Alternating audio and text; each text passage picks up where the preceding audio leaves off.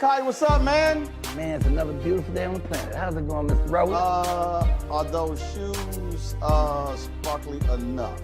Hey, man, 9-volt batteries work, baby. How you doing? I'm all good, all good. How's it going? Man, it's supercalifragilisticexpialidocious. If my life was doing any better, I think it was a setup. I'm really blessed. I'm happy, you know. I'm still here. I'm doing what I love to do, and people are paying me. It's funny, I was on stage the other night, and I was telling the audience how I know I'm blessed.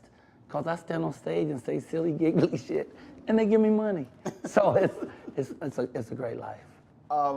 When it comes to comedy, when did you know that this is what I want to do? I think right after high school, because in high school I was in all the plays, but I was always funny, but I didn't know nobody would pay me for it, you know? And then I saw Eddie Murphy. This was like '84 when I saw Eddie Murphy. Eddie Murphy was the hottest thing in the whole wide world, not just comedy, but anywhere. He saved Saturday Night Live. If he hadn't started in that show would be gone. He had done 48 Hours, Trading Places, his first Beverly Hills Cop, could wear the hell out of a red leather suit, and he wasn't but 23 years old. He was rich enough to pee cream, and he got all that telling jokes. I said, shit, I've been funny my whole life. I didn't know people give you money like that, so I went and got some Red Fox albums. I went down to my mama's basement where I was living anyway, and I stood in that mirror and played them albums and them jokes until I could tell them like they was mad. Wow. And that started me doing jokes, and then I went and did comedy in the street. I was standing on State Street, tell jokes and pass my hat, and white folks would come up and just hand me money, and I liked it. Yeah, I think I'll stick with that. See, the thing that is interesting about what you just laid out is, first of all, why did you go get the Red Fox albums? That was the albums. That was what everybody laughed at back then. Red Fox was the man. Red Fox was very different.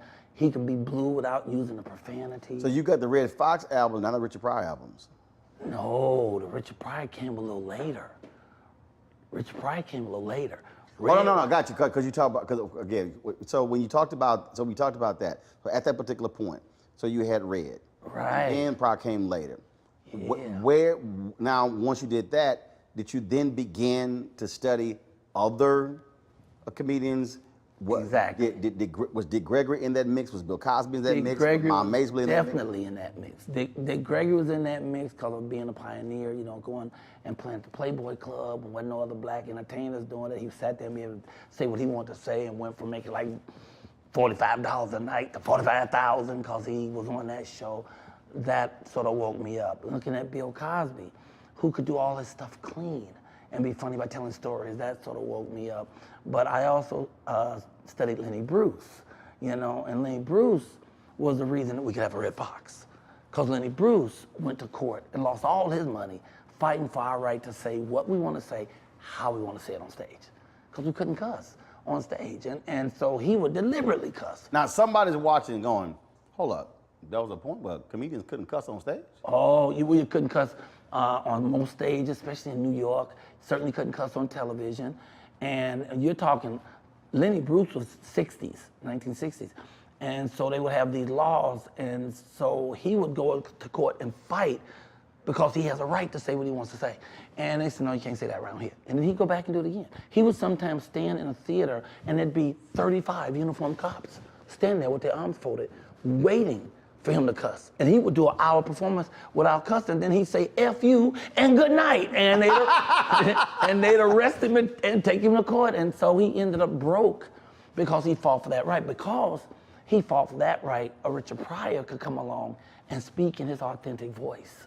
Because you can't really tell a story about the hookers and whores and the prostitutes without putting some cussing in there. And he was able to say it without having to try to, bend his words, which is it's real interesting, because when you look at Def Jam opened the door up for comics to come on and just really curse and do their thing in a comedy format. Right. And we hadn't seen a lot of that, which in turn sort of mistriggered a lot of young guys who thought they were comics because they thought the profanity was the humor. Right. I mean, Yeah. it's interesting you say that because I was a huge Def Jam fan.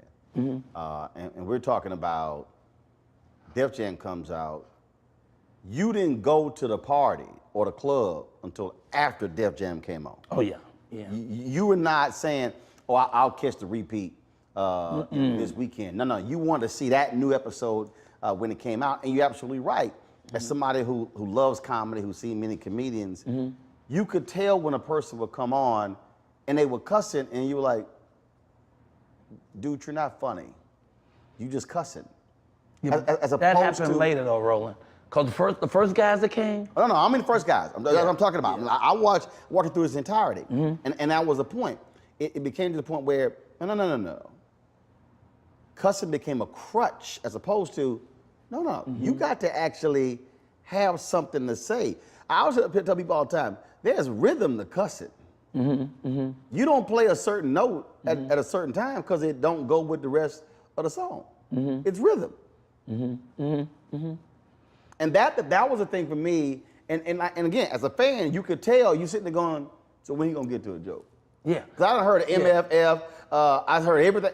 But if the curse word is the joke, then you don't have a joke. Right. You don't have a joke. You just have shock value, and you hope people go for it. And unfortunately, the people who watched Def Jam, a lot of people misinterpreted it, and they thought that because these comics would curse when they did comedy, that's what they was riding on, but they weren't. I mean, you're talking the great Bernie Mac. Bernie Mac got me on the first season of Def Jam. Oh. He put me on. They didn't know me from Adam. He said, you got to put him on. I didn't know anything about it. He said, Michael, you get on this show.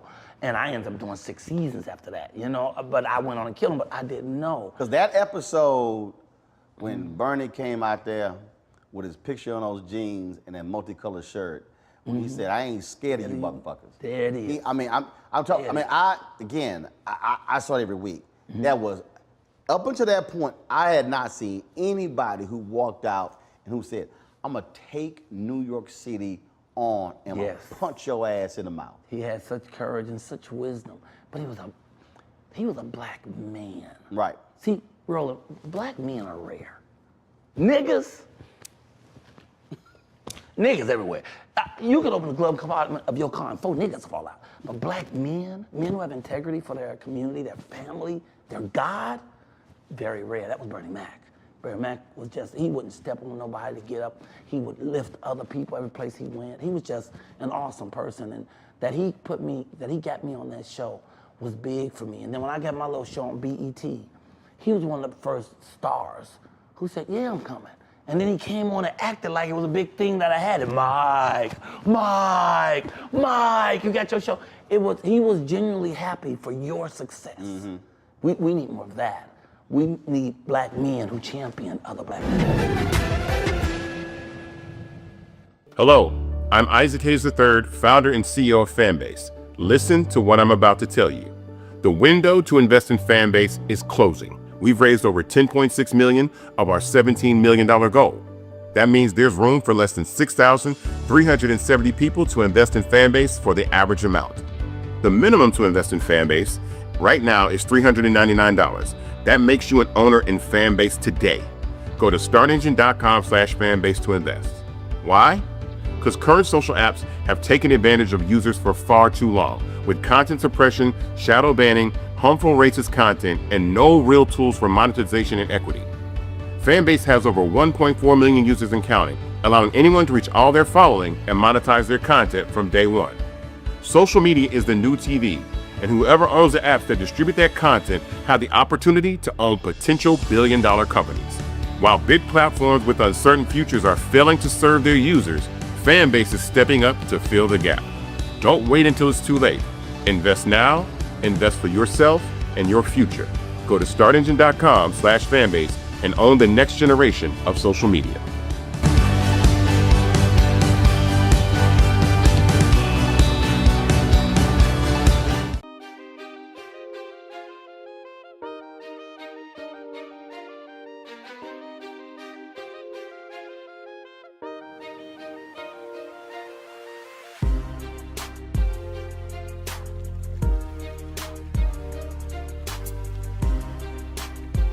So that's why I think if people, when they look at the Kings of Comedy, that one part when they were on a basketball court, and he said, y'all ain't gonna get me a show, and he because at that point Steve had gotten a show, DL had a show, Sid had a show, and really what Bernie was saying, and again not detracting from those three, but what Bernie was saying is, I'm way too real for y'all to give a show.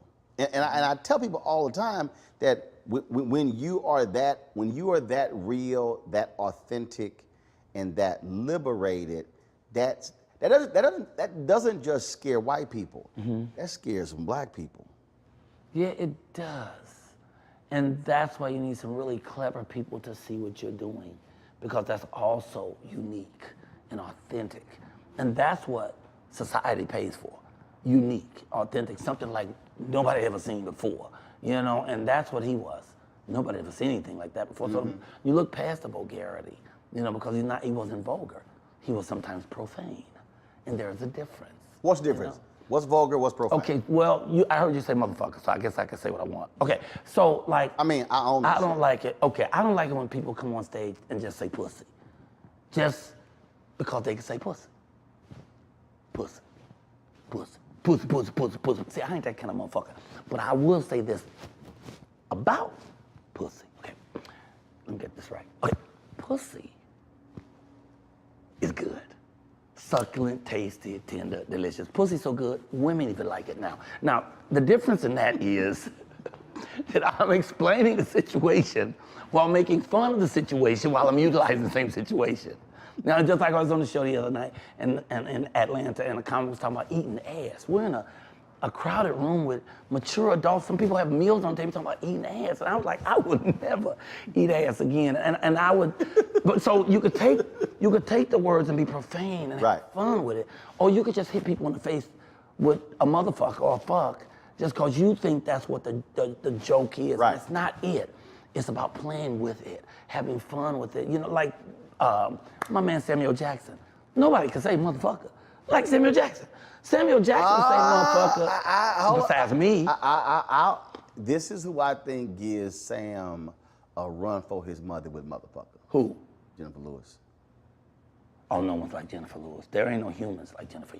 That's what I'm talking about. I'm saying, you want to talk about unique and authentic? Yeah, she can say motherfucker. In fact, I had this this treatment for a show when we were pitching, and hell, I knew when we had the meeting that wasn't gonna happen, and I had a segment called "I Wish a Motherfucker Would."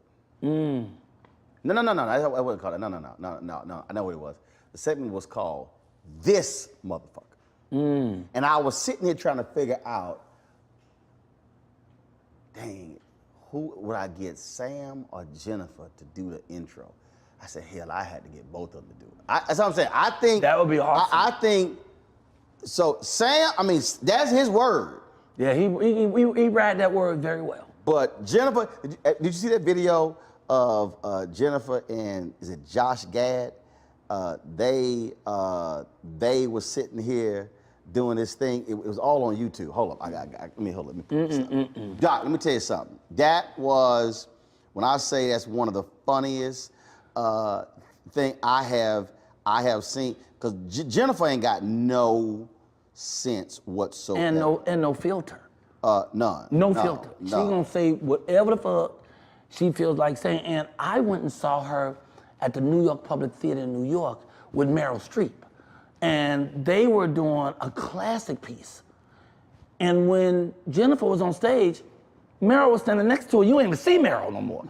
Jennifer would open her mouth and you forget Meryl was in this play.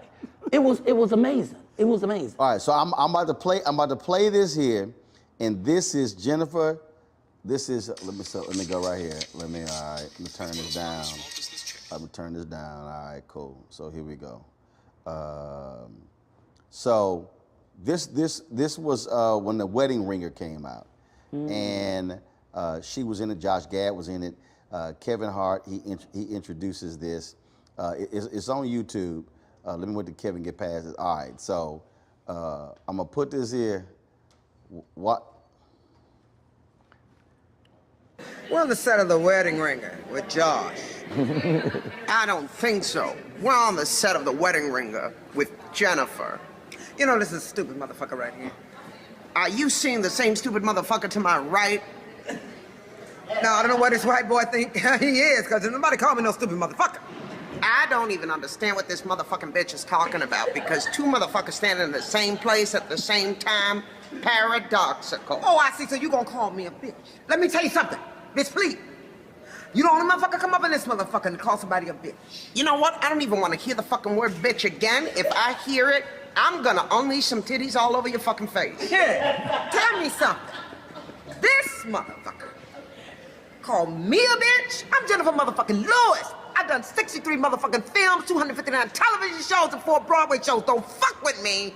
This motherfucker called me a motherfucker. Let me tell this motherfucker something. I've done 4 movies, 1 show, and I watch a lot of TV. Fuck this. Motherfucker.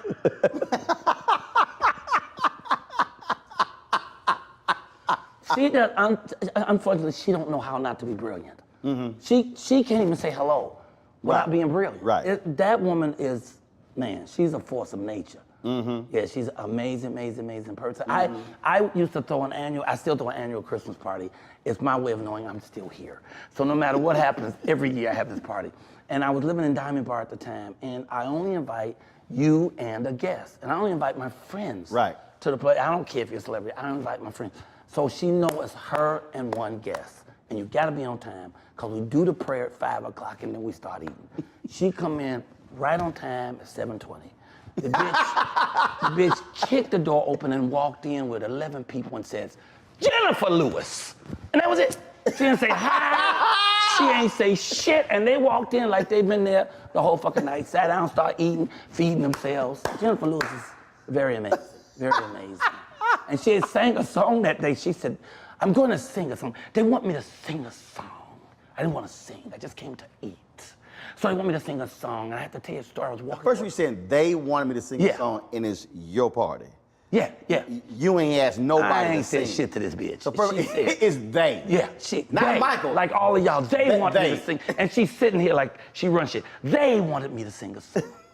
So I tell you a story. I was walking through a big field, and I saw a light. Something was hovering. And it sat down, and I had to go to the light. And I got there, and there was these little men coming out of a ship. And they came up to me and they said, "Are you Jennifer Lewis?" I said, "Yes, bitch. I'm Jennifer Lewis." And they said, "We want you to come with us because we want you to play our mother in a movie." And then she did a whole song about how she has played everybody's mama in Hollywood. So now the Martians was coming to take the bitch back to Mars. So she's a phenomenal force of nature. Yeah. And she is comedy. She's the definition of comedy, man. You know? But see, the thing about that is, so Guy Torrey told me this. I'd love to get your take on that. Great man. Great man. So you said she's a comedian, but you didn't say she's a comic. So here's why. So George Lopez has an annual golf tournament, and George asked me to host it. Okay. I was like, the hell? So I'm out there, I'm hosting, and I'm doing what I do when I host, and I can act a fool when I'm hosting stuff. And when you're not. And right, absolutely. And so Guy, I hadn't met Guy before. So Guy had just dropped by, and Guy was like, "Dog, you're funny as hell."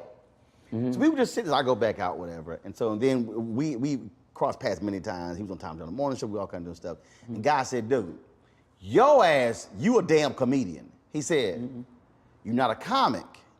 He said, "Comic is your profession."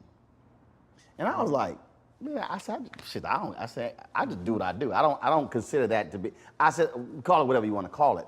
But it was interesting how he defined it. He said, "So there are people who are funny, who are comedians." He said, "But they're not comics. They're not doing stand-up. They're not doing." And I thought that was interesting how he separated the two, because there are some folks say, "Oh, they're a comic." No, they're not a comic.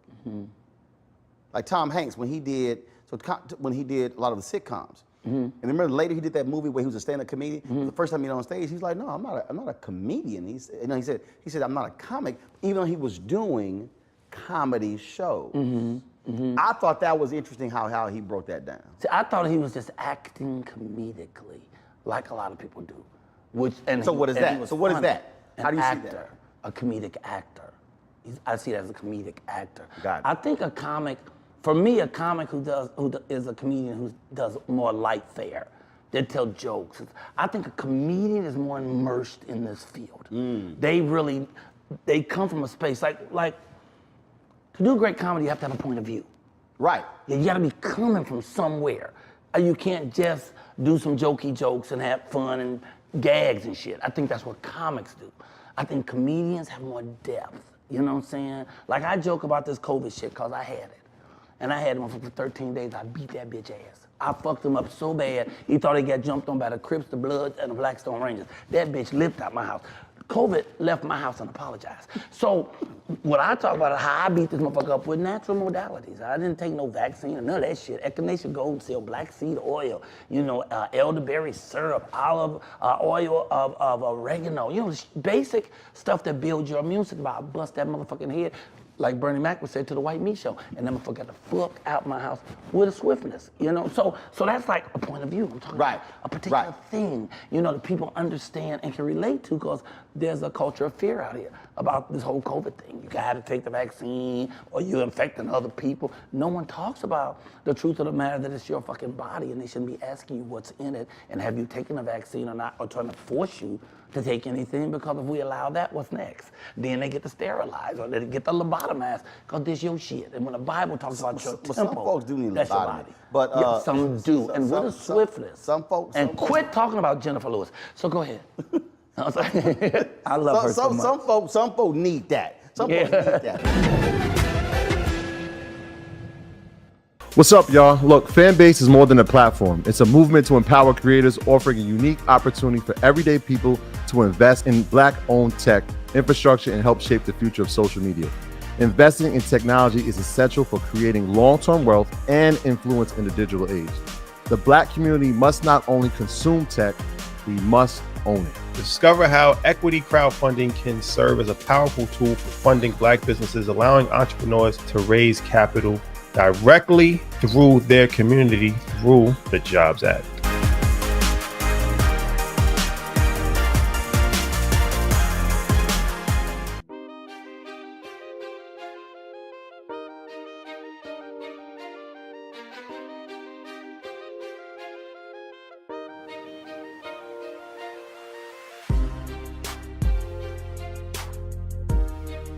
What I enjoy about, in terms of when I see what's funny, I think timing and Very important. and the moment, and because not everybody's quick, not everybody can come up with something that's just natural, and then you sort of just in that moment and then sort of bring it back.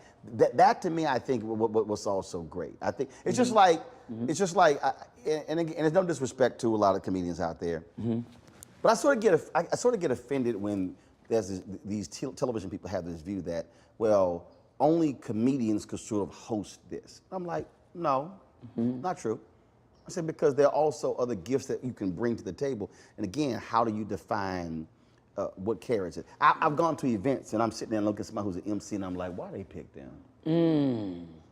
Now, they're funny in what they do on a regular basis. Let's talk about that. But this is different because when you're hosting something, you having it's like, You gotta be engaging. you gotta be engaging. You gotta keep us on time. Stuff ain't happening. You gotta be And then you gotta be spontaneous. And ain't no script. And so you're sort of like the maestro, and you gotta keep everybody from falling asleep. Exactly. You gotta keep them excited. And then let's not even talk about there's an auction involved, and they gotta make some money.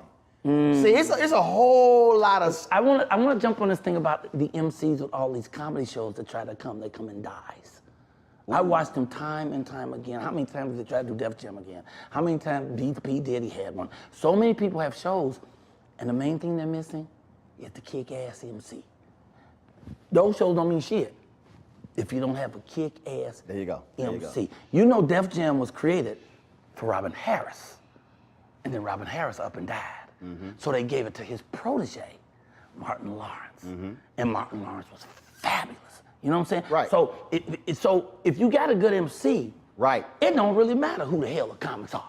Right. So the audience is waiting to see what shit you gonna do next. There you go. What is this fool gonna do when he come back? Yeah. You know? And so we keep getting these shows where they put guys on that are lukewarm as MCs. See, that's why it's interesting as you laid it out. That's why, for me, it's sort of the exact same thing when I go to banquets and I go to events. And I'm like, y'all, everybody can't MC the event. Everybody I'm like, everybody can't sit up there and do this thing. They Everybody take a can't. newscaster and think because he's a newscaster he can MC. And some can, but every Some can't. can. And it's like Most can't. And it's like, I need you to take a seat. Because again, you have to be able to sit. I'll tell you, it's so funny. We were at the Congressional Black Caucus. So I ain't got no sense. Admitted that I have none. So they asked me to MC this program. It was the Motown reception. Okay. Michael. And Henry's sitting over there, because Henry was on camera. Henry was behind the camera, so I'm emceeing this deal. So Michael, we come on out there, and we at this event. And so then, somebody forgot the awards. Wait, I'm sorry. I missed something. Somebody forgot to bring the awards to the awards show? Somebody forgot to bring the awards to the awards show. So, we ain't got no awards. We got honorees. We ain't got no awards. Now, the event was sponsored by the three automakers. It was Ford, General Motors, and Chrysler. And dog, when I say I'm just swinging on everybody. So then they had these lanyards that were glittery, that were blingy. So I then went and grabbed several and I said, well, these will be substitute awards for the night. So I mean, I'm just kidding. So then I'm talking about, I'm just like, the room is just like falling out. I'm just like, just hitting hard. So they had like a break. So they come, they said, hey, if you could you not, could you not mention, we got sponsors. Could you not mention, the award snafu? And I was like, oh, okay. So then I go back to the microphone. I said, y'all know what just happened backstage? They actually asked me not to mention they didn't bring the awards. Dude, I'm talking about. They had to fall out when you said dog, crying. I'm talking people. It was crazy, just going. This how bad I killed that room. They invited me back to MC that event for 4 years. They didn't know they did. They didn't. Because the dude who put the program on was so, and the dude who put the program on was like, damn. I was like, bruh. And he didn't get it. We didn't get. He didn't the get room is crying, laughing. Yeah, and that was the whole point. I'm like, bruh, you gotta make light of no awards. I'm like, what the hell? I do a morning show 5 days a week on YouTube. I hate folks who ain't got no sense of humor. Well, I do the show, and on my show, everyone has the mandate to either be funny or be interesting. Don't come on my show and be boring. I'm gonna talk about your ass, and you're gonna have a long walk back to the car. I said that's how I feel. Again, whether I'm watching the show, whether I'm sitting here at a program, I'm like, look, your job as the MC. You are the glue. You gotta be entertaining. Yeah. You gotta be entertaining. You gotta be. If somebody, same thing. If somebody came on the show and they were not funny, they bump, you get to make fun of their ass. Cause it was just like when somebody do something stupid in this awards program, I'm gonna make light of what somebody did. And that's what people will laugh at. Oh, bro. Because they see it too. The faux pas is when you act like you didn't see the stuff that's right in front of you, that's laughable. Dude, we at the ELC dinner. Sean Gables and I co-hosting, so they were sitting there. They gave us a script that was that thick. So they want us to come to rehearse. I said, I'm sorry, I don't do rehearsal for the programs I host. One, y'all ain't paying enough. And I don't need to rehearse.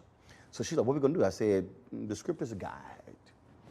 Exactly. Guide. Script is a guide. Guide. So before the show, dog, so they had all these honorees. And so before the show, I had walked them back, and then Colin Powell goes, he said, there's that ugly man. I was like, you may have 4 goddamn stars, but I will cut your ass calling me up. So when when the program started, we had to introduce each one of the honorees. Shit, I retold the story. And she was like, I was Colin Powell. I was like, I don't give a shit. I'm going to retell the story. So then they had Magic Johnson. Then they had Emmitt Smith there. Now, I hate the Dallas Cowboys. I hate them more than I hate the Klan. Oh, my God. Like, you don't understand. I hate...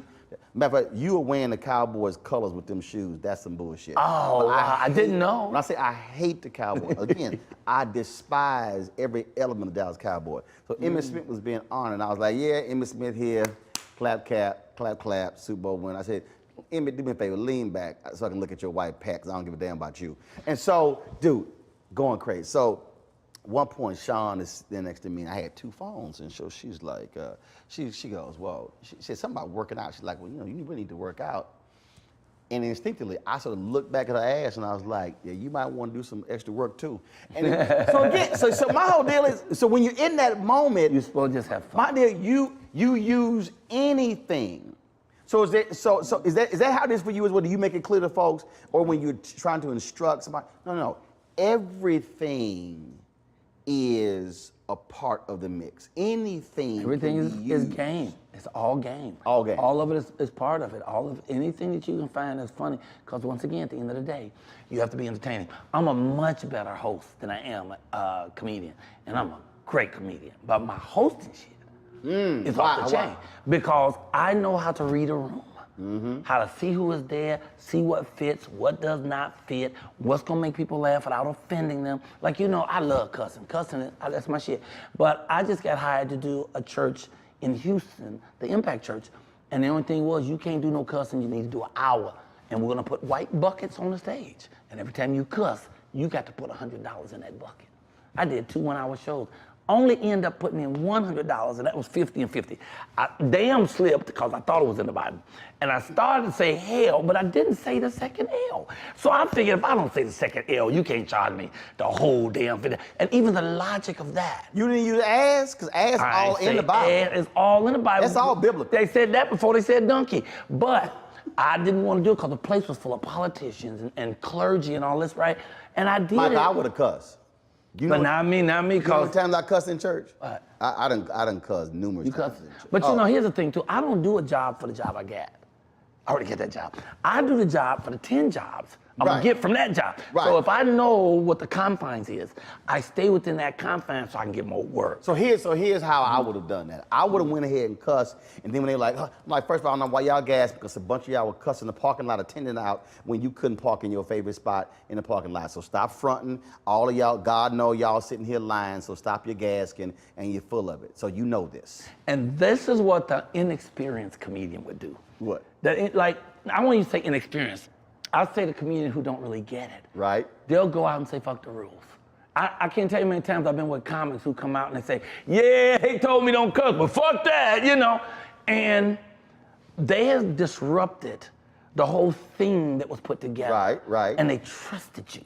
Because that's the thing, as the host, there's a trust put upon you to, first of all, entertain, like you said. Right. Not to put a bunch of motherfuckers to sleep. No, we hold up. trust you not to but put that's people the to sleep. host, right? As the host. Right. Now, I always say when you the keynote speaker, you got carte blanche. You have carte blanche to a certain so when you're the extent. keynote speaker, I'm not saying. First of all, we can't be at the church and say motherfucker. Okay, good. Okay, I'm saying that's my point. You can't throw that out. I'm saying you can't. I mean, you still are at the church. Okay, still are at the church. Okay. So if you throw out as, that's biblical. Y'all stop tripping. And then if you have the scripture, you can get away with a but couple if you have the things like that. scripture ready, Yeah. and you say, "Thus says the Lord," then you're fine. But again, for the Yes, and they'll holler. If you got the actual script after you My said point. as, they gonna roll my with point. that. The problem is the person who says as who don't know scripture. Yeah, or who says fuck. Oh no! And think, hey, you had a fuck because the Bible, first thing we did is begat. No. Everybody been begat and they fucking all in the Bible. So you could go there. Right, but you got but see, to me it's like, so I did one and I said you know, I shout out my wife, Reverend Dr. Jackie Hood Martin. I said that was your wife's name? I said You great. said that way too fast. Right, Say her name again. You said that shit like one word. You got to break That's right. No, I ain't break it up. Okay. And that's why. And I then say, I say the greatest thing. I said the good thing is by being married to a preacher. I said, because you know, if you don't feel like going to church, I said on the first Sunday, just go to the kitchen, get some bread, have a blessing. You can be right there in the bed. Y'all have y'all have Last Supper. I said, and then I have great appreciation. I said, because when you got married to a preacher, I said she can lay hands on you at any time. Wow. Okay. And you just let it sit there. Right. And the room just go, and I was like, yeah, some of y'all might catch that when you driving down the freeway and get to the house. Mm-hmm. I did that. Reverend Floyd Flake, he walked, he said, the realness come up here and say he had a preacher so she can lay hands on him anytime. I said, that's precisely what I said, Reverend. See again, now that was a sexual joke, but it wasn't as you say, wasn't vulgar. Right, it wasn't vulgar. And it wasn't even profane because you didn't use There you go. words. But it was innuendo.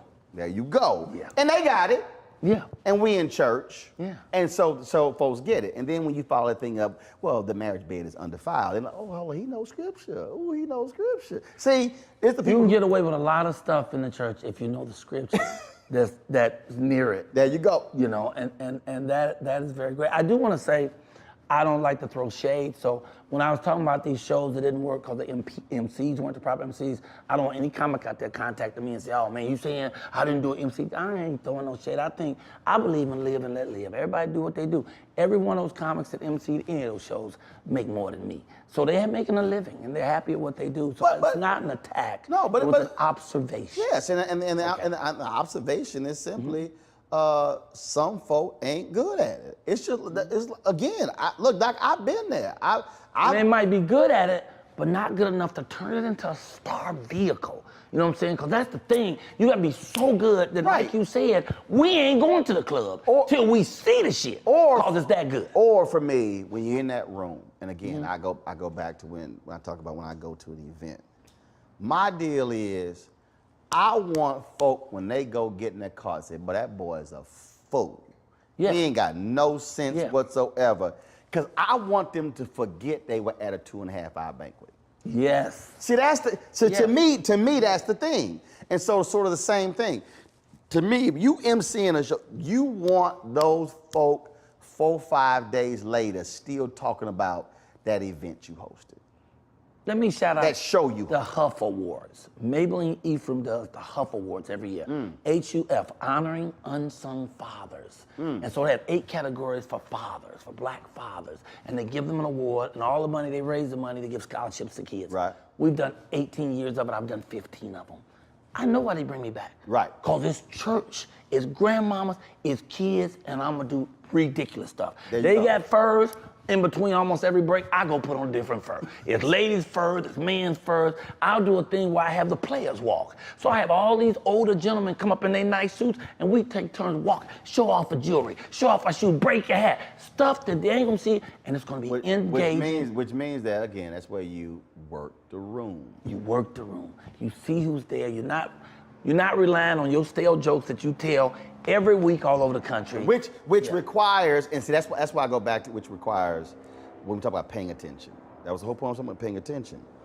To me, the really great, when I've seen shows, is the observant comedian who sees everything, who sees shoes, hair, belt, see y'all over that chat. How you walk. See y'all over there hugged up, how you walked in, all of that, and then and they use it and then integrate it into the show, and you sitting there like, yo, without making people, here's the other thing, without making people feel bad. Right. To be able to have fun with people without them feeling bad about you making fun about them, they don't feel like the butt of the joke. They feel like they're part of the joke. Right. And they can go tell all their friends, oh, he's talking about how my belt was too tight. You know, where they say it in such a way where they walk out joyful for the evening, and then you're triumphant. There's just artists who go out just to win for themselves, but you don't win if hatred on the streets, a horrific scene, a white nationalist rally that descended into deadly violence. White people are losing their damn minds. As an angry pro-Trump mob storms the U.S. Capitol, we've seen We're about to see the rise of what I call white minority resistance. We have seen white folks in this country who simply cannot tolerate black folks voting. I think what we're seeing is the inevitable result of violent denial. This is part of American history. Every time that people of color have made progress, whether real or symbolic, there has been what Carol Anderson at Emory University calls white rage as a backlash. This is the rise of the Proud Boys and the Boogaloo Boys. America, there's going to be more of this. Here's all the Proud Boys, guys. This country is getting increasingly racist in its behaviors and its attitudes because of the fear of white people. The fear that they're taking our jobs, they're taking our resources, they're taking our women. This is white fear.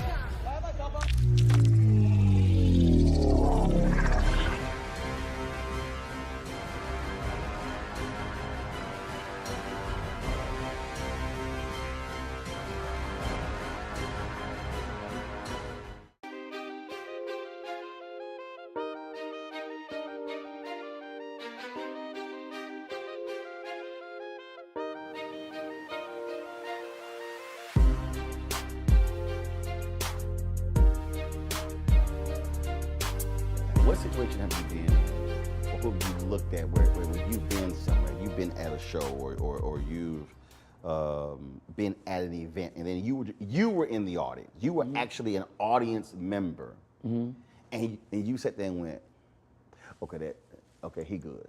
All right, she good. I like how they did that right there. Do you find yourself? No, you know who do you find yourself deconstructing? Me? Yeah, go. Who surprised me? Right. Steve Harvey surprised me, and it wasn't a comedy show. He was talking to 100 young black boys in his mentoring. Right. And he was funny, and he was so brilliant that it made me go look stuff up, you know? And I'm well-read, so I loved. Right. And at one point, these kids, who's all their mamas, was sitting in the back, all of them was sitting in the front, and a couple started whispering to each other. And he stopped and he said, you know what you ain't gonna do? You ain't gonna sit up in here and whisper at my thing. You 100 was selected out of 3,000. You ain't got to be here. So you, and I'm a cuss. He said, I'm a cuss, because I will throw your little ass out of here. I know your mama back there, but I will throw your ass out and tell your mama she shouldn't have brought your ass here. And he said it in such a way where it was funny, and all them little boys, they sat up. And then he started tutoring in such a way, stuff that I didn't even think about. When he talked about the vision board. Well, I have a vision board. Right. Yeah, vision board. Almost everybody's successful has a vision board. He talked about he has it on his phones, all his phones, the iPad, everything. I always talked about it, but I hadn't looked in too deeply. And then he went into the Bible, and the Bible says, if you want a thing, you gotta write it down, make it plain. I just didn't expect it from him. I just didn't expect. Yeah, Habakkuk. I just didn't know that he had that level of depth in his communication skills with large audiences. I knew he was funny, I knew he was smart, but I had no idea. I was blown away by that. Now I'll tell you who is not a comic and is not a comedian, who is absolutely hilarious. Who's that? Regina Hall. Bruh. Regina Hall is one of the funniest women on the planet. Regina Hall, did you see the thing she did with the guy who had just got out of prison? He plays his prison. He plays Jackson. His name is something Jackson. And he an ex-con, but he a con man. And she plays his wife. Now in this, she don't play his wife. She plays his parole officer. Regina, she's unsung. She's unsung. She's bad. American Black Film Festival, and I forgot who they honored, and she presented. Bruh, just killed. Just. And it's without effort. Dude, in fact, so when they were at, this was the American Black Film Festival honors that was here in LA. Okay. But when Girls Trip came out, they were at ABFF in Miami at the actual film festival. My plane got delayed. I couldn't make the interview, and so basically the producers did the interview. So it was Malcolm Lee, the director. It was Regina. It was Will Packer, the producer. Brilliant. So at the end of the interview, they ask, they say, "Hey, Roland's not here. Can y'all give him a shout out?" And they were like, "Oh, sure." Will that's my frat. It's all good. And then so they go there, and so Regina's like. She's like, Roland, where the fuck you at? We here. How the fuck you ain't here, but we here? Dude, we was like, okay, we didn't say that, Ro. That was all Regina. Bro, it was so damn hilarious. Yeah. And then I was going back through our drops for the show. I was going back through the drops. Right. And she was on, it was her, Ice Cube, and Sid. I don't even know what the hell movie they were in. I don't either. I don't even know what the hell movie they were in. I don't know what the hell they were promoting. And Regina, so they were all doing the drop, and I think she was like, you're watching Rollerbout Unfiltered. Pulls her blouse down and just showing top of her breast. She like, see, unfiltered. Dude, she is. That was enough. She is, so forget just in the movie, what is written. It's just how I've seen her. She's just naturally funny. Dude. And with no effort. I think there's been enough said about Tiffany Haddish. But let me say one more thing. That bitch is fabulous. She is funny no matter what the situation, where you put her. I've watched her in so many interviews with so many varying type of people. It doesn't matter what the environment is. She shines because she has this inner courage about who she is and what she's going to do. And the kudos I really want to give her is she brings people. She brings people along. As she go, all these comics and stuff she used to fuck with, she makes sure all of them get work and all of them get paid. And that is something that's salutable. You know what I'm saying? It's a lot of truly great artists of unsung. Tony Roberts is stupid funny, and he needs to get on more. It's so many great artists out there, and I do a show in the morning, and the show I do, we put a comic on every morning. We've done 254 shows. I put on 230 comics that nobody's seen before. See, when I had my TV One show, we had our segment Wild Not Wednesdays. There was 4. We had 3 comedians on. Right. And so Tony Woods was on, I spent the whole weekend with him. and didn't know until Dave Chappelle got the Mark Twain Award how when Dave publicly thanked him from the stage, and first of all, every time I see Tony, he's always come from overseas. I said, Tony, do you ever get booked in the United States? I said, nobody like you in the U.S. Because he's always like, man, I just came from Japan. I was in Australia. Every time I see him, so brilliant, dude. I'm talking about when he come on the show on Wednesdays, we would be just rolling on the show.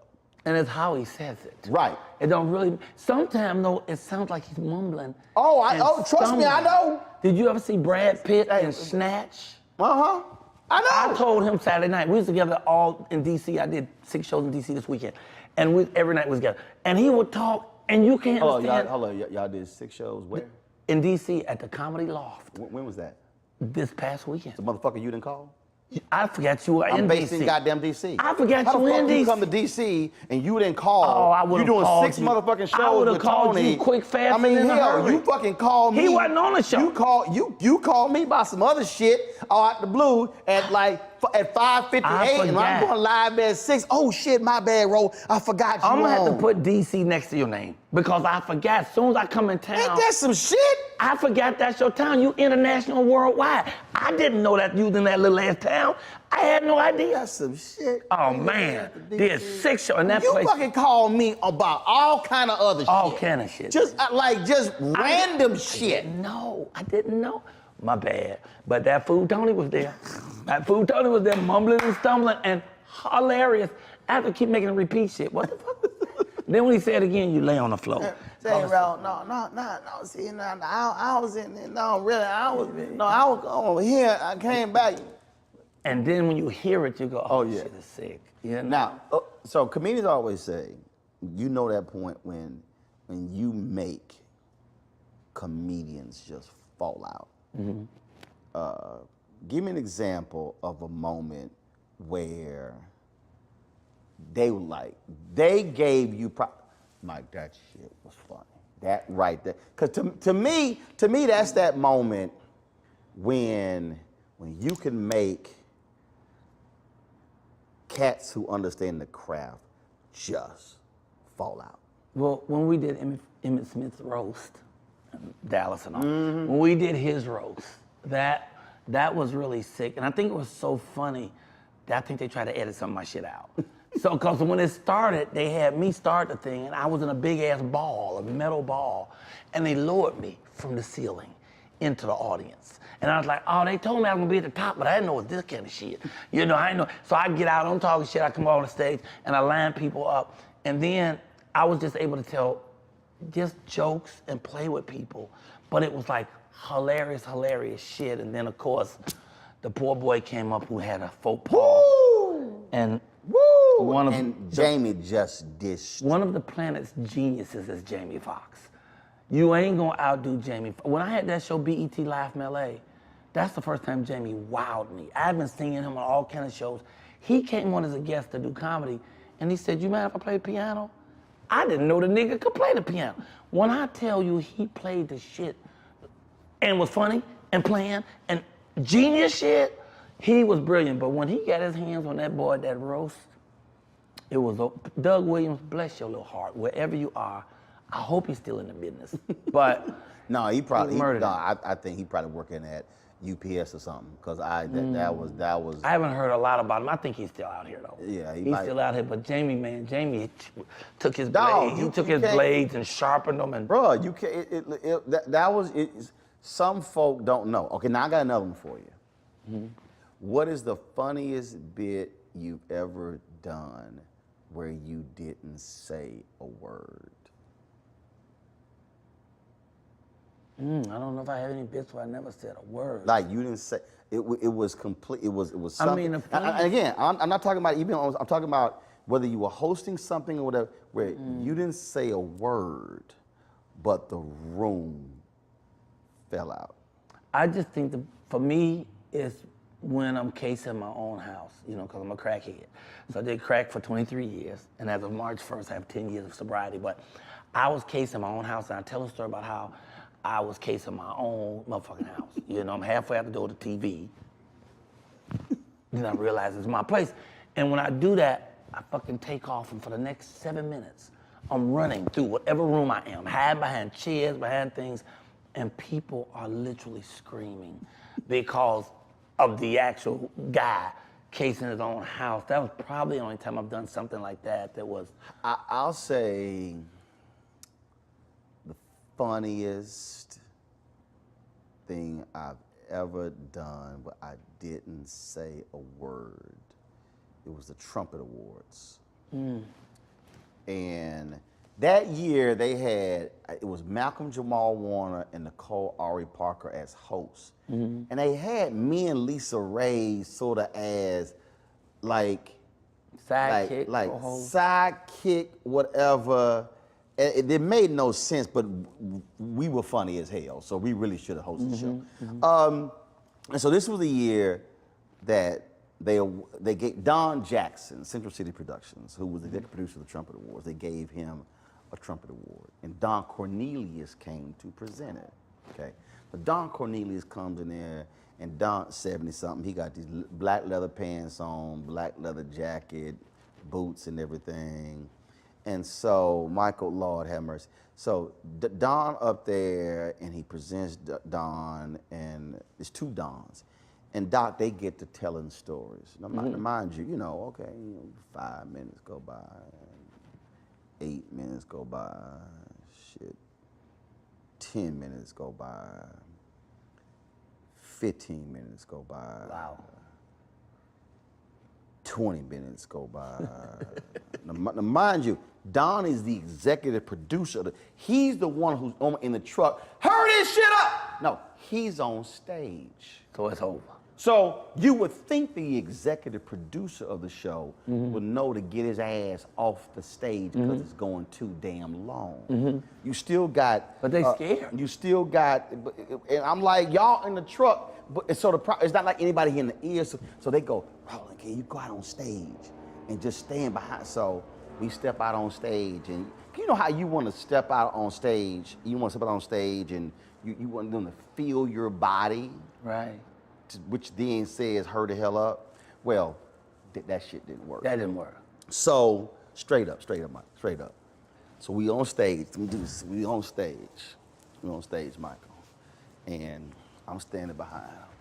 And I'm like, man, these two old ass dudes will not shut the hell up. We still got to present Steve his award. Sid got to come out. Wait, are you saying that out loud? No, this is me. Okay. But I'm on stage like, damn. They gonna shut their ass. I mean, dude, this is literally, we're now at the 30-minute, this is one award. Of them still talking. Did you ever look at your watch? They are still talking. Did you ever look at your watch and do that? Do all that. I mean, we did all that. And they still keep going. They still going. So Michael, no lie. So I'm standing there. And there were 3 stools that were sitting on stage after 7 had just performed.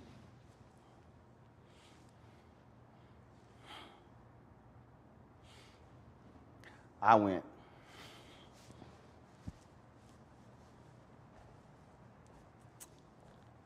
mind you, they on this side of the stage. Right.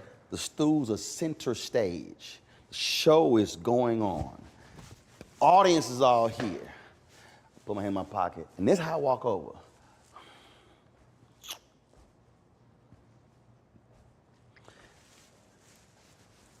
Grab the 2 stools. Just like this here.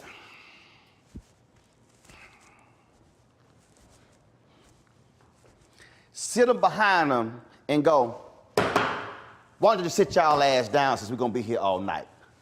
Dude, the room lost it. I'm talking about lost it.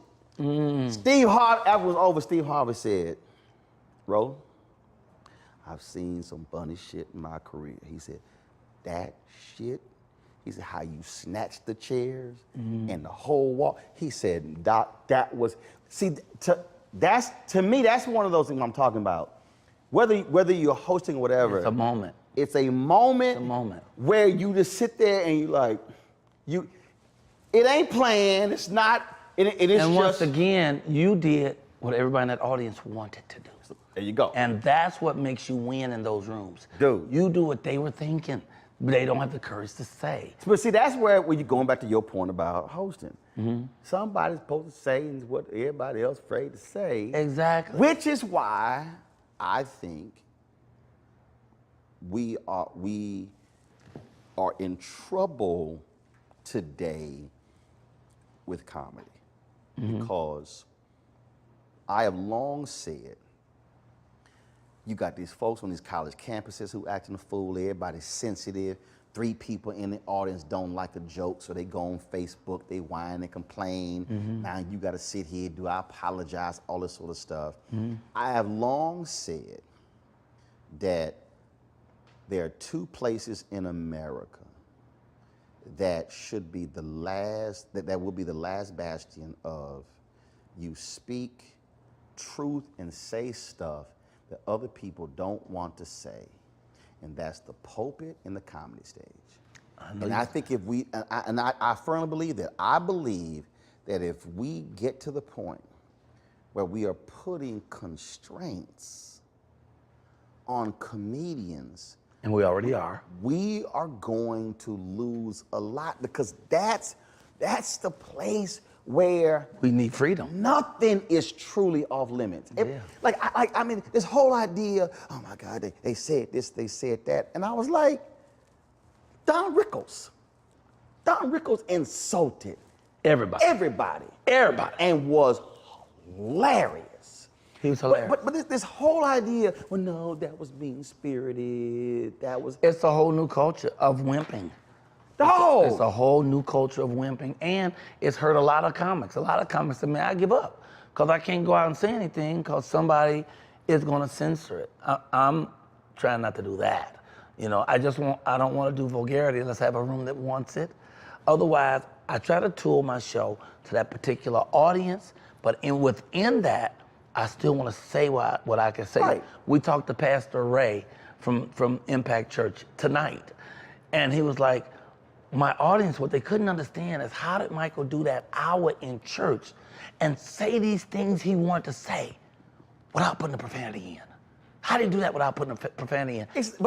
Actually, it's not hard. It's not hard. It's not hard. Until you tell yourself it's hard. Right. And I just think that again, I do worry that when you start putting shackles on comedians, when it gets to the point where you say, no, you can't talk about this group, or you can't talk about this thing. Censorship. Or you can't talk about this, and you can't talk about, don't worry about it, y'all, Michael ain't got no warrant, so that's the LAPD helicopter, so we But they've been over this building you ain't awful lot. Yeah, I mean, I've been usually- here since Sunday, and since you got here, Michael, that's the most helicopters have been over this house. I don't believe that. I think they've been here all week. And you know, this neighborhood don't never have a helicopter go over it. And I've heard it 9 times in this 1 hour. So it's some, and when I came up, first thing I asked the guy who let me in the door, do these white folks know y'all up in here? You know, cause this is the heart of it.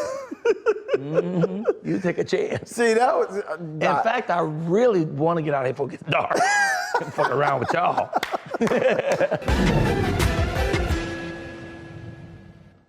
Hello, I'm Isaac Hayes III, founder and CEO of Fanbase. Listen to what I'm about to tell you. The window to invest in Fanbase is closing. We've raised over $10.6 million of our $17 million goal. That means there's room for less than 6,370 people to invest in Fanbase for the average amount. The minimum to invest in Fanbase right now is $399. That makes you an owner in Fanbase today. Go to startengine.com/fanbase to invest. Why? Because current social apps have taken advantage of users for far too long, with content suppression, shadow banning, harmful racist content, and no real tools for monetization and equity. Fanbase has over 1.4 million users and counting, allowing anyone to reach all their following and monetize their content from day one. Social media is the new TV, and whoever owns the apps that distribute that content have the opportunity to own potential billion-dollar companies. While big platforms with uncertain futures are failing to serve their users, Fanbase is stepping up to fill the gap. Don't wait until it's too late. Invest now, invest for yourself and your future. Go to startengine.com/fanbase and own the next generation of social media.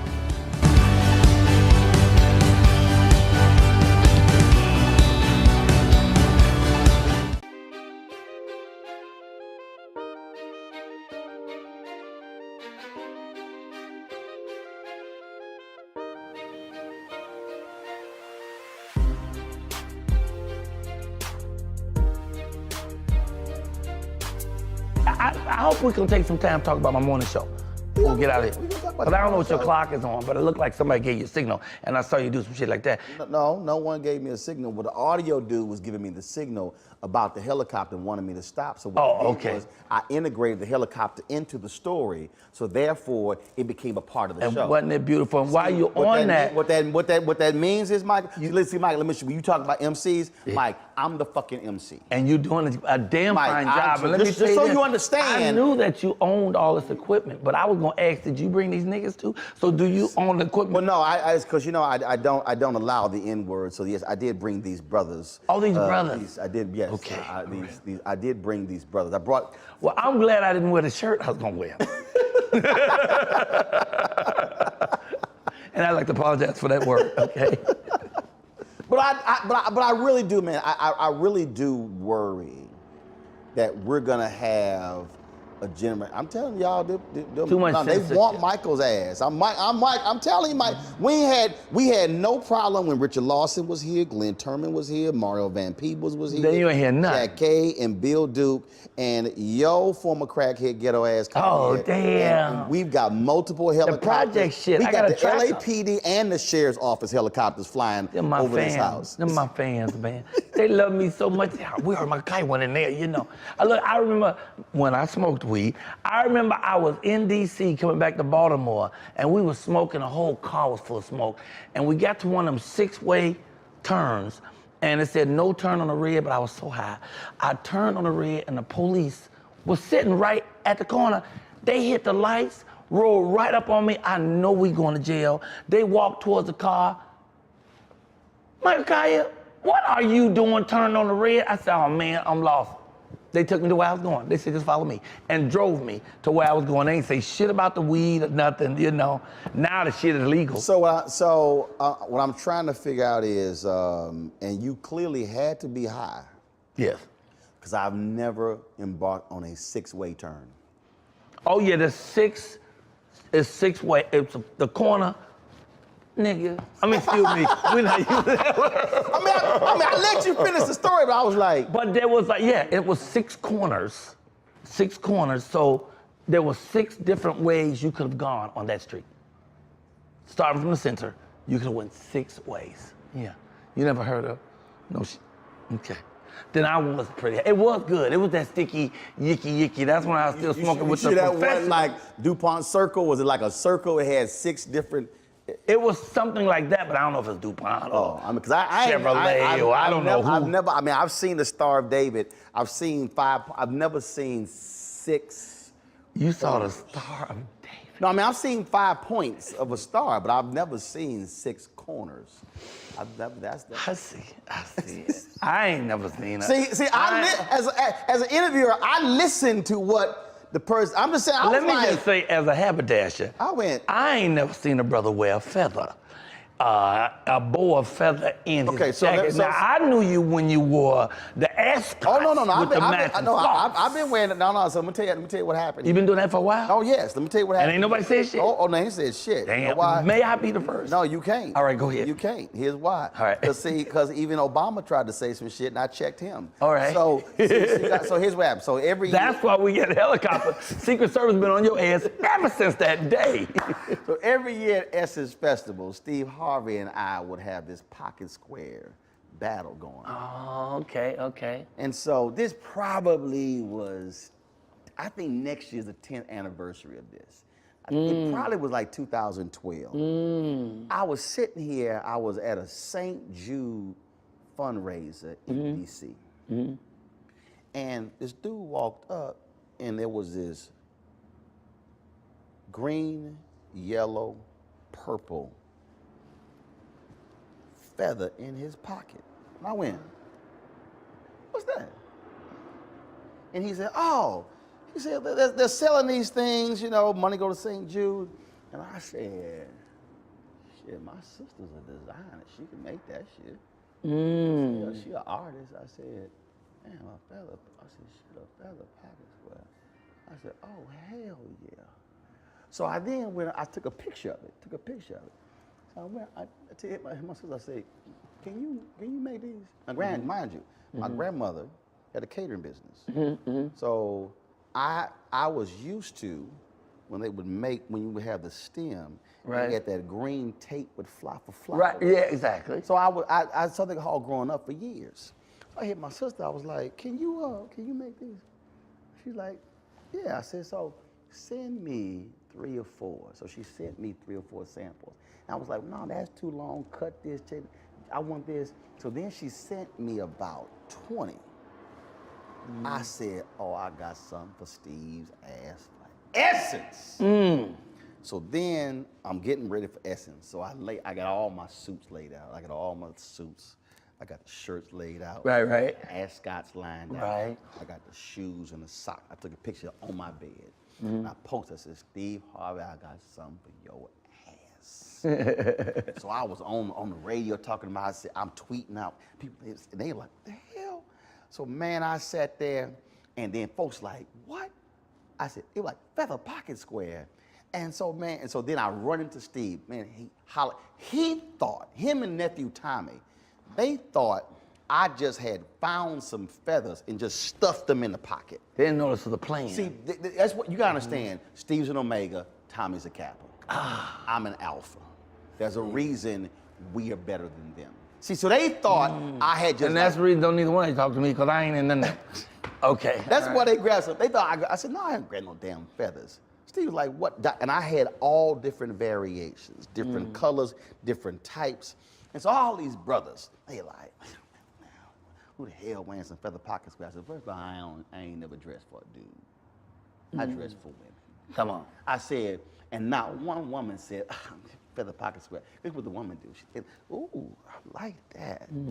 Okay, when a woman is doing that, she's standing right here. See, dudes running their mouths. Let me just say this for you and all them Negroes. I am the originator of this fashion shit. What nobody, especially comedians, no comedians was wearing suits before me. I was wearing suits when Steve Harvey was still wearing hammer pants. Okay, so they started biting off style and the shirts and jackets, because I come up in the 50s and the 60s. I got you. Where people used to dress. Now, see, and so I was used to that. See, for me, my daddy dressed, and so I was used to that.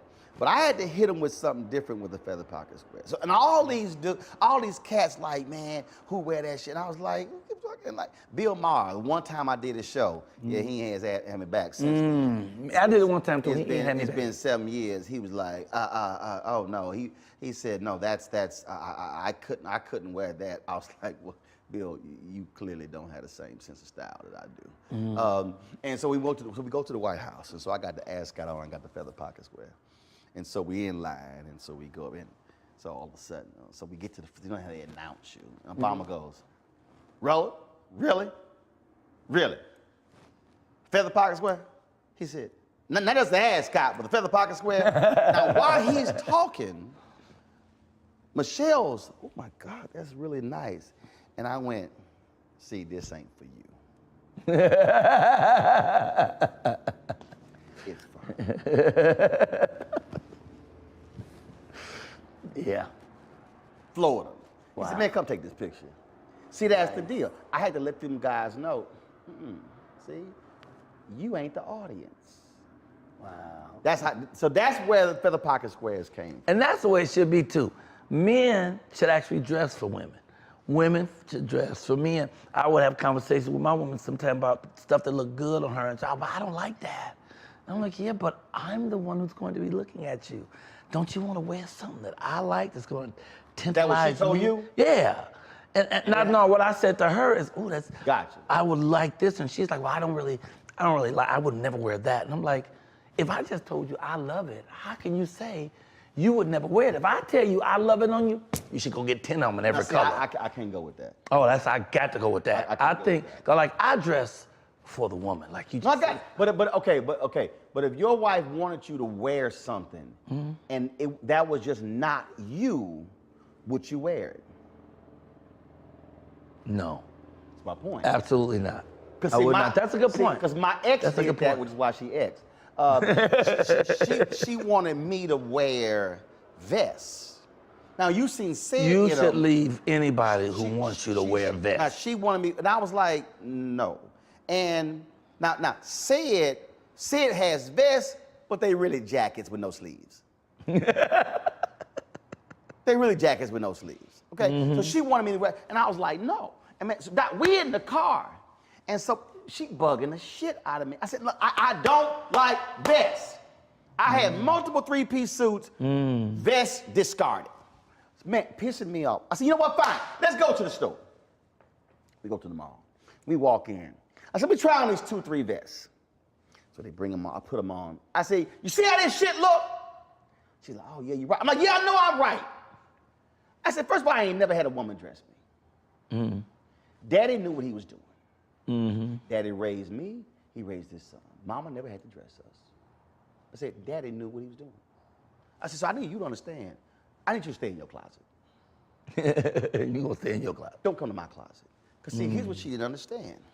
I have a short torso, longer lower body. Vest, I also have a barrel chest. Vests are normally, look better, slender frame, not wide frame. So I knew the vest did not accentuate me. I think that so rule why am I works. gonna wear something that doesn't accentuate me? So I'm like, I knew what the hell I liked. I think that rule works most of the time, but I think flexibility is also important. And, well, you can say all you want, but I think flexibility is important. So give me something. Give me something clothing. I'll give you that something. You feel just does not work for you, and you would be uncomfortable wearing it. And then if you're uncomfortable wearing it, you're now thinking about it while you're wearing it. Is there something? Is there a color? Is there a fabric? Is there something dealing with clothing? And you like, look, that's just not me. Like, I'm not as stubborn as that. No, I got it. If my woman really wanted to see me in a thing, unless it was a dress or tutu or some shit, if she really wanted me to see me, if she said, oh baby, I love that on you, even if it wasn't me, I would be flexible enough to give her that. I love lingerie. I love the stockings and garter belts. That ain't her. She ain't gonna wear that. But if I love that like I love that, you telling me you can't take a night or two to slide into that because that ain't you and you feel uncomfortable. How about this here? That's why they become exes. How about this here? Can you wear athletic shoes with your dress pants? Absolutely. It's what I do right now. Can you wear? I can't do it. That's what I do on stage from now on. I never wear dress shoes on stage. I'm 64. I know I don't look a day over 59, but I'm 64, and now I only wear gym shoes and suits. Can't do it. Can you wear a baseball cap with a suit? I could do that. You could? Yeah, because I have some that's made out of Harlem, and they look like crowns. And a baseball cap with the emblem. Can't do it. Can't do it. Can't do it. And you couldn't do it even if your woman said, Daddy, that looks so good on you. Could you wear a Jeffrey Osborne throwback and Kim now wears a sheer shirt? I wouldn't want to. Let me just say I wouldn't want to. But if my baby said, Daddy, I get so hot when you wear that, I'm wearing it. I'm wearing it in all colors. See, I can't. Putting it on. See, I got to have flexibility. No, here's why I can't. Here's why I can't. Because if there's something that I wanted her to wear and she wasn't comfortable in it, see, I want her to be comfortable in it. I want her, when she walks. Here's how I think, though. When she walks out. I want her to be comfortable in it because I like it. No, see. Yeah, no. And that's about give and take in relationships. But see, I think that's hard. I don't think so. No, here's why. 'Cause I think that to me, it's the equivalent of wearing a pair of shoes that don't fit. Or that just, it's uncomfortable. I'm a firm believer. So here's one thing. So, my wife would drive. My wife, not that old when she gone, but not that old. My wife, yeah, not that. So the one for the last 20 years. So it drove her crazy the first 2 years we were married, because we would go out and they would say, she's like, well, what's the dress for this event? I said, it's casual. And then she would see me and I put this on. She's like, I thought you told me it was casual. I said, it is casual. That's casual for you. I said, it's casual for me. She put on jeans and tennis shoes. Now here's my whole deal. I'm not gonna say, you know, you putting them jeans and tennis shoes on. She comfortable. I'm not gonna say, you know what, babe, I would really like for you to put on something a little bit dressier. No. Don't matter. If we went to a black tie, we go, like a lot of times she'll ask me about the dress or the shoes, and I give my opinion on it, whatever. But the other times I'm like, are you comfortable? She's like, well, I really like this, but what about this? I said, oh, which one do you really like? My most important thing is, if you are comfortable, if you can walk out there, man, your full comfort and just, I'm like, go with that. That's for what I me, mean. Mr. Rowland, for me, I find that selfish. I think that selfish for her to be comfortable? Yeah, I think relationships are about reciprocation, they're about give and take. So I don't think it's about rigidity. This is what I do, this is the only thing I can do to make me comfortable. If my woman say, but baby, will you try this? I'm not gonna say, no, I ain't gonna try that, because that don't make me comfortable. I'm gonna say, baby, you really like that? That ain't my thing, but you really like that? Well, let me go and try to make it look good for you. Because they're giving us some of the stuff she wants. I want her to give me some of the stuff I want. And that's why my perfect example is lingerie. That she ain't going out in the street being uncomfortable. She being uncomfortable for a couple of hours in the room with me if she gotta be uncomfortable. But it's something that I know is gonna arouse me. If she knows that's gonna arouse me, how could she say, nah, I ain't doing that cause I ain't comfortable with it. I'm just gonna wear my damn pajamas. But see, what arouses me is her being comfortable. See, that's the difference. Yeah, so for the me, other it's not, 98% of the time, right, I make sure she's comfortable. Right, so but if she can't give me 2% of give and take, I don't want to be with that person. I don't even want her. I want her. If she says to me, look, I ain't wearing. Look, I'm wearing them heels. I'm wearing these flats. Cool, boo, do you? I think you look great in them heels, but you ain't got to wear them heels for me. See, I'm gonna say, baby, I know you don't feel comfortable in them heels, but ooh, what happens to me when you wear them heels? Oh my Lord! And you got them fishnets on them, and you got the garter with the real garter belt, and then the breasty things, and they pushed all up the things, they're pointing at me like I'm their favorite. Mama, do something to me, make me want to go and buy you something cute. I give a perfect example. I hate. Have you seen them sundresses? Women have, but they cut off right under the breast. Right. You could have the skinniest woman, she look pregnant. I hate them dresses. What I hate is oversized women who will wear the top and the bottom and let the fat part stick out. See, that's a whole different thing. My wife loves wearing them dresses, and I would tell her, oh, I hate that damn dress. Your ass look pregnant. And now I would crack on it. She like, it don't matter, I'm comfortable. And I joke about it, but it's like, now, would I ever buy her one? Hell no. I said, you want that dress, you gotta buy that dress yourself. No, I hate those dresses. Well, I'm never gonna tell her the stuff she's wearing I don't like, but I am gonna tell her the things I would love to see her. So So if she put something on and she said, Michael, what you think? And if you don't like it, it don't work, you ain't gonna say it don't work? I wouldn't know. I've never seen anything on her that I didn't like. Oh, I'm talking if something. So okay, so like let's say she decided to wear box on her head. I would say, I don't think I like that. No, I don't like that. I don't like that. You know. See, she says. Now I know you into boxers, so that's a whole different thing. But I'm just saying. She puts on these shoes. And then and you just don't think it works. You just don't think it works with the combination. Oh, I don't do that. You gonna let it flow? Yeah, I don't do that kind of thing. Huh? I don't do that kind of thing. I don't look at what she's. No, if she asked you. Oh, if she asked me, well, if she asked me to give my opinion, because I have a dasher. And how you gonna I give dress more than I joke. And how you gonna give it? Cause. Well, I'm gonna tell her that. I don't think that works. I think that's interesting, but I don't think that. See, you nice with it. Yeah, but I'm not gonna say, oh, that shit fucked up. I'm not gonna ever do that because that's her taste. See, mine is,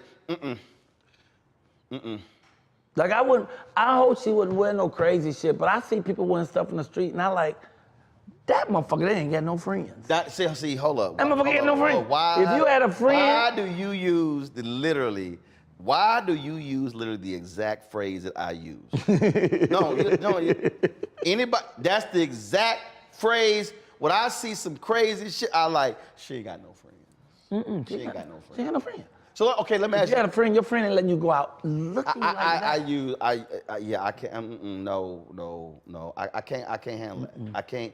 I just think, I'm just a firm believer in a person being comfortable with what they do, what they wear. And again, my deal is, if this is casual for me, don't be asking me to put on something else and change something else. That's what I'm saying. My wife does not buy me clothes. Let me tell you something. Okay. My girl won't let me buy her clothes. She don't allow that shit. No. I could get her a pair of shoes I think are awesome. No. She don't like them because I bought them. No. I'm taking that back. I hope you brought the receipt. That's going back. Mine know I got taste. I can buy. I can buy. She know. Man don't know I got taste. So I got this one for you. Has your wife ever bought you something that you refuse to wear? You said, I'm not wearing that. No, she don't buy me clothes. She doesn't buy me clothes, so I've never had an instance where she bought me something that I wouldn't wear. My wife bought me 3 of them striped Brooks Brothers ties. And I was like,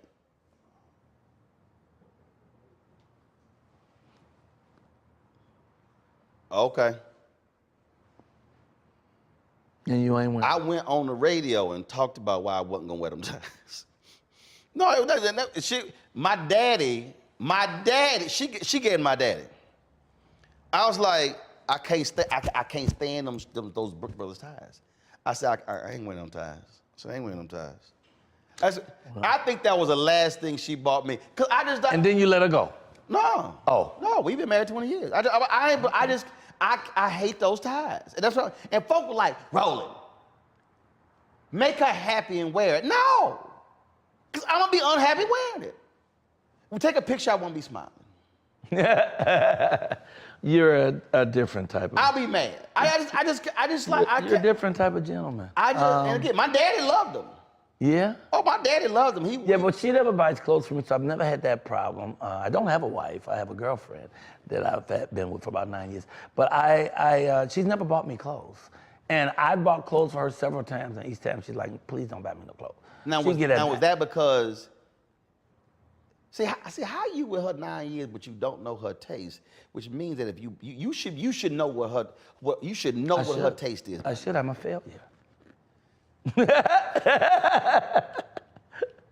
But no, I do know her taste, but I also know mine. Right. So when I buy things for her that I would like to see her in. See, there you go. But if she say no, then it's cool. I give her the receipt. She can take it back, but I'm not gonna force it on her. No, you gotta wear this because I think it look good. I buy it because I think, oh baby, you'll look good in this. And she said, no, I ain't gonna never wear that. And I say, that's the end of it. Here's a receipt. Whereas, bring me my change. Please bring me my change because I'm gonna get me something cute for myself. Study what she wears. And see, and that's why y'all lasted for 20 years. And then I can study that, and so therefore I then know what to buy. So therefore, my shit don't get rejected like you. No one said you're not a genius. No one said. I'm just saying. No one said it. No one said. Me, I'm a mere human, and so what I'm stuck doing is giving it a shot in the dark. I don't know.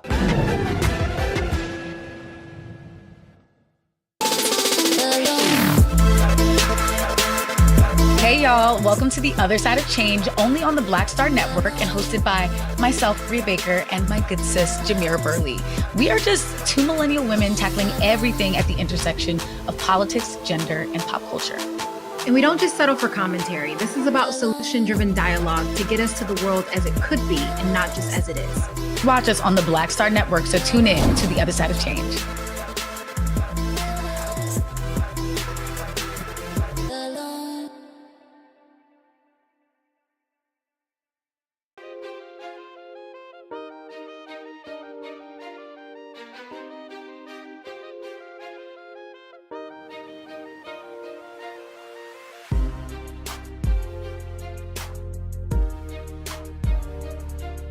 Look, I can't be here all night. Let's talk about some shit I want to talk about, because I gotta go. I'm aware. So you got your morning show. Now, first of all, I thought I did your morning show already. No, what you did is the superstar interview. And when I tell you... How many damn shows you got? I have 3 that I do on a regular. So 5 days a week, I do the Michael Colyar morning show. That's okay, what is that? That's a show I created so people have a place to come and laugh and pray every day. So Monday through Friday, we do an hour show, 7 a.m., Pacific time, 7 until 8.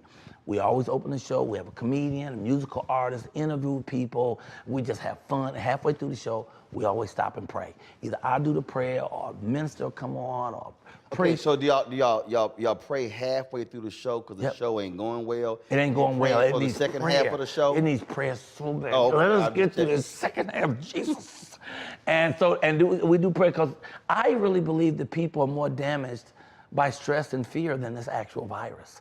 And so I want people to have a place to come and just be able to let their hair down, laugh, and pray. So that's 5 days a week. And then every Wednesday, I do what you did, superstar interview. So on Wednesday, I've done Wyclef Jean, Russell Simmons, Yolanda Adams, Fred Hammond, you. So that's why I do superstars, and we do that. And then every Tuesday at 11 a.m. on Instagram, I read books to the children. You read books to I read books to the children on Instagram. I'll give puppets away. I get puppets on the show. A puppet is the host named Roscoe. I mean, because this is the time to connect with family. And I also try to encourage the children to read to their parents as opposed to the parents reading to kids. That's 11 a.m. That's Pacific. 1 Central, 2 Eastern. So now the kids in school, who the hell watching? Their parents. Their parents sitting there smoking a blunt and watching me with puppets. I don't know what the hell is wrong with these damn kids. They parents smoking a blunt, watching you with puppets at reading children's books at 6-way corners. And they trying to get 6-way corners, and they trying to guess so that they can win a puppet. Okay, they're 49 years old with a blunt, and they're trying to figure out how they can win a pirate puppet. Today, all you have to do is tell me what's the puppet's favorite letter? R. So anyway, 5 adults with a joint wrote in. The first one got the puppet, But the shows are going good, and I do that every week. So I want you to just drop in, just do 5 minutes, say howdy or something. When you came before, you stayed on for an hour. Yeah, I know. And I didn't talk at all. I didn't get a word in edgewise. Pretty much like this show. No, it wasn't like this show because... I ain't said shit. I said 5 sentences. Right. I've been here 2.5 hours. No, I knitted a fucking sweater. I have knitted a sweater while I was waiting for my opportunity. I'm just saying. I mean, look, more people going to see this and they're going to be sitting there emailing you, calling you, saying, Michael, that was absolutely brilliant advice Roland gave you. It is brilliant. The email is comicking123@aol.com in case y'all do decide to email. Or you can follow me on my Cash App. That's $ Michael Colyar's money. I'm sorry, go ahead. You want them to follow you on Cash App? I want them to follow me on Cash App. Give to Cash. No, when they follow me, they can only follow by giving. Last question, absolute last question. When the last time you wore a blue or gray suit? No pattern, pinstripe. Just a blue or gray suit. With a non-patent shiny ass shoe. No shoes on that. I wore a solid blue suit Thursday night as I did the show at the Comedy Loft in DC, which I didn't know. I forgot you was there because I had some other shit to do. And so I just wore my white Jordan shoes with white socks and the blue suit with the blue tie, no stripes, no frills. All the frills was me talking shit. Now, was that because you coming to DC and you came dressed like a DC Capitol Hill intern? Absolutely not.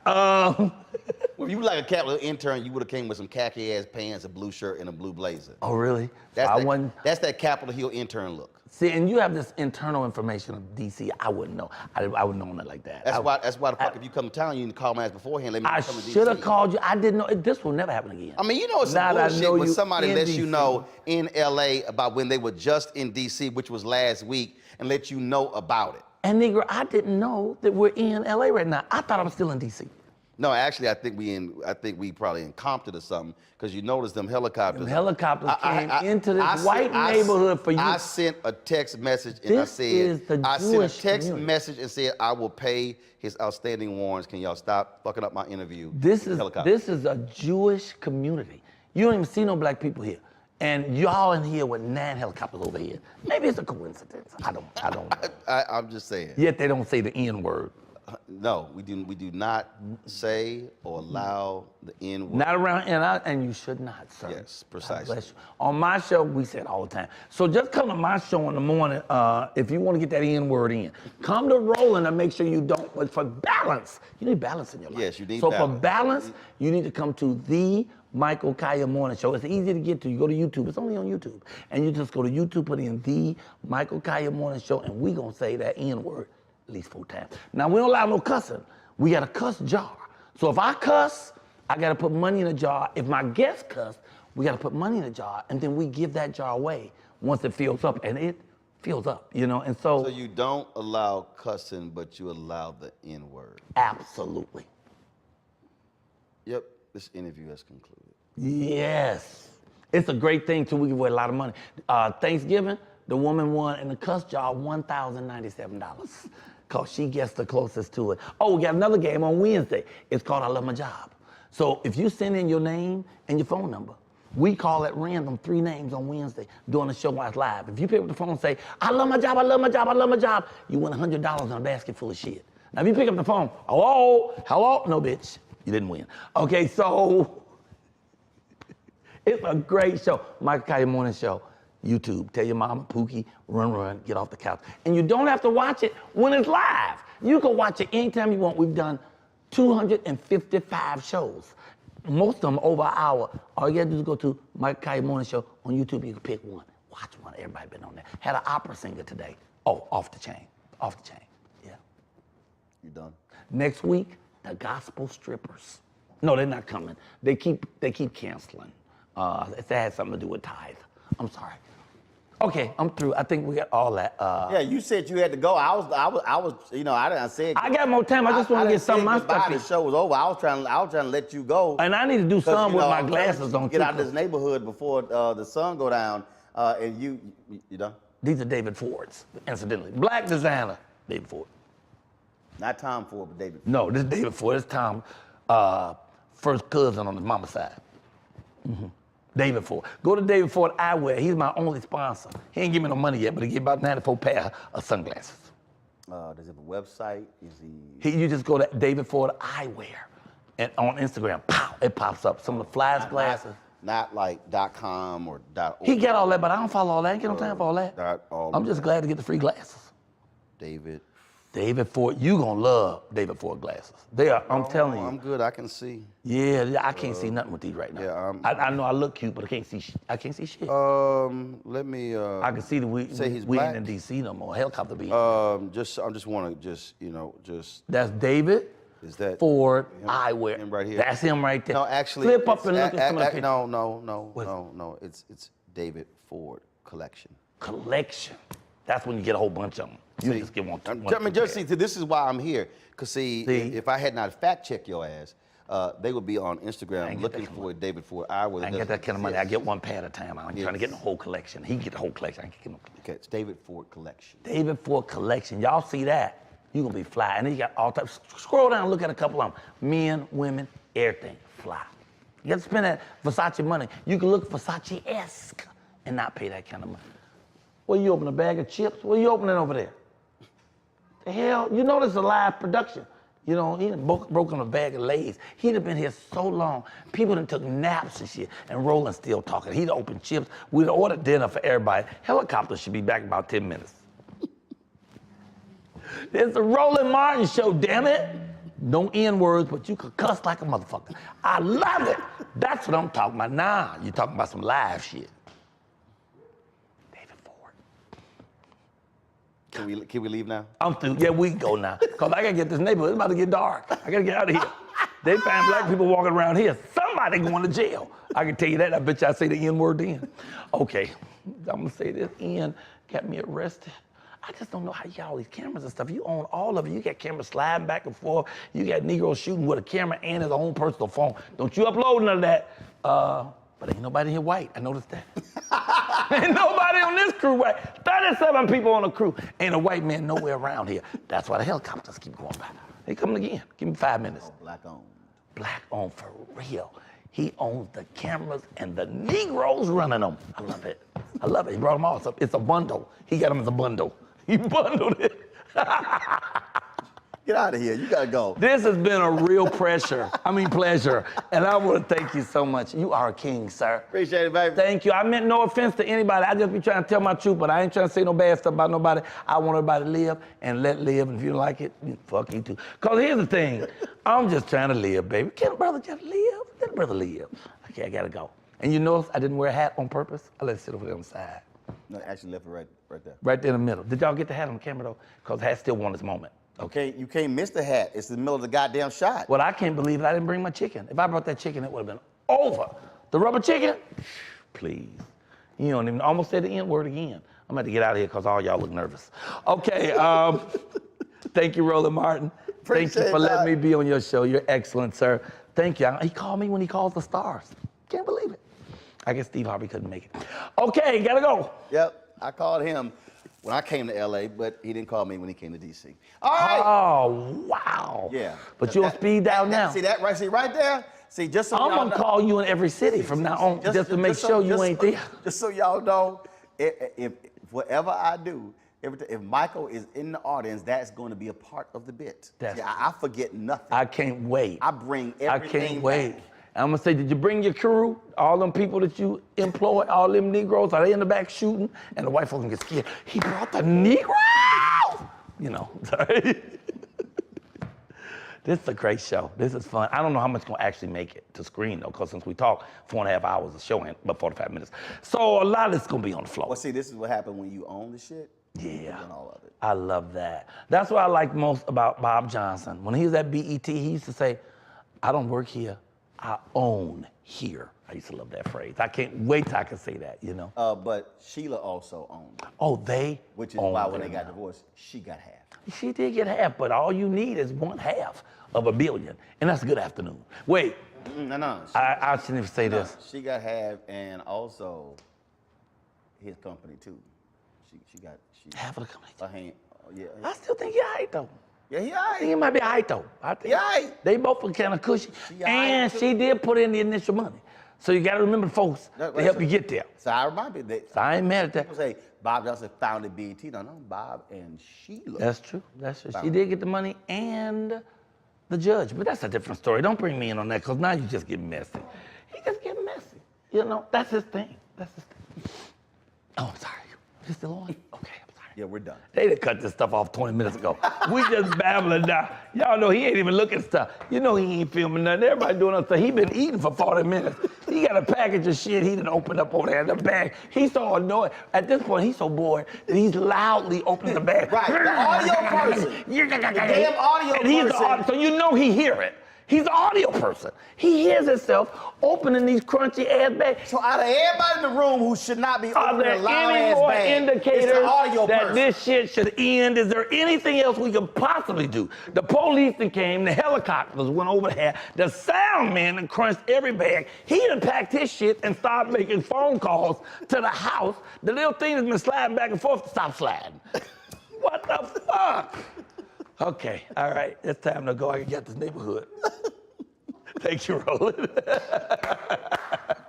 What a fun show. I appreciate it, baby. I love it. I love them shoes. I ain't lying about that shit.